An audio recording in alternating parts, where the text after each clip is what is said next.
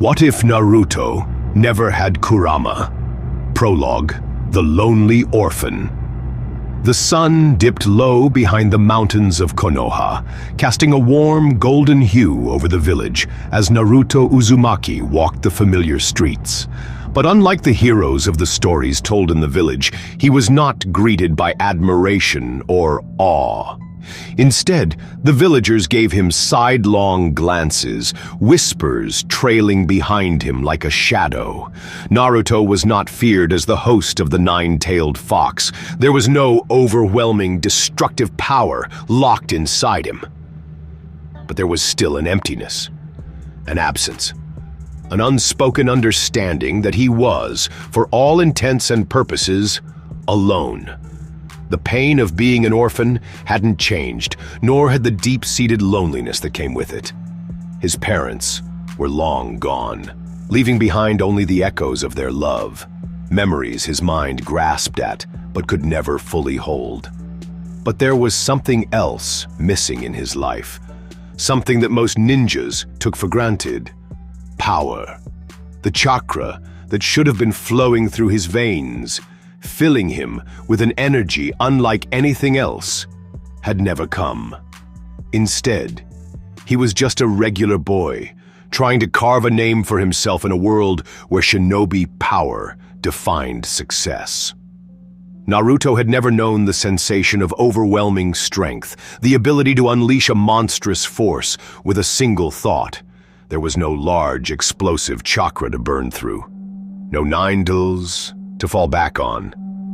His power came from a different place: his determination. But even that was starting to feel inadequate. He had nothing but his own sweat and blood to push forward, and at times, that felt like it would never be enough.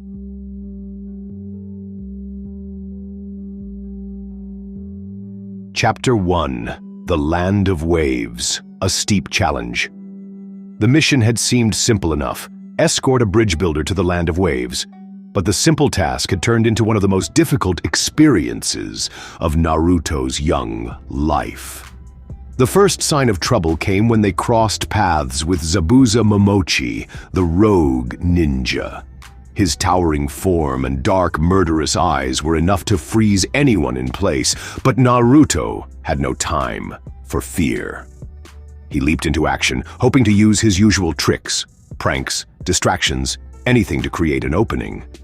But there was no chakra beast to back him up, no huge burst of power.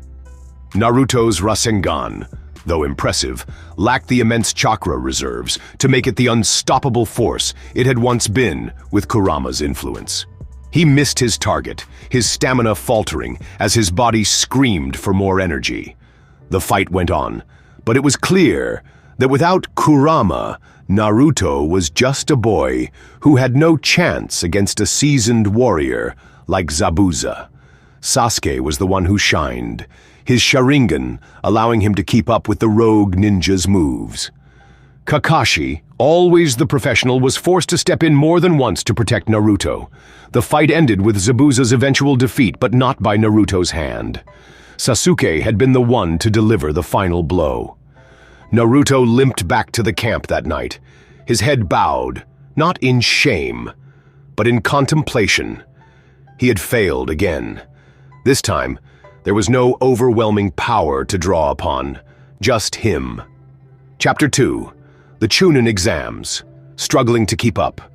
The Chunin Exams were an opportunity to prove himself.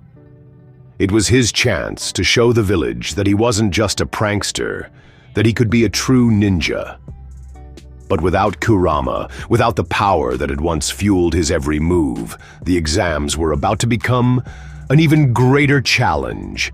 His first match, against Kiba Inuzuka, should have been a victory, but without his usual reserves of chakra, Naruto found himself struggling against Kiba's speed and ferocity. His stamina quickly drained and his earlier cocky confidence evaporated. The match dragged on, Kiba's dog Akamaru circling them like a predator while Naruto fought with every ounce of his will. But it wasn't enough. In the end, Naruto pulled off a victory, but it was far from impressive. His victory came not from strength, but from a single unrelenting trick that left Kiba vulnerable for a moment. Naruto panted heavily, barely able to stand after the exhausting fight. He had won, but he knew it was just a fluke. As the exams progressed, Naruto faced even greater challenges. Against Neji Hyuga, Naruto could hardly land a blow. The Hyuga clan's taijutsu and the Byakugan were more than enough to overwhelm him.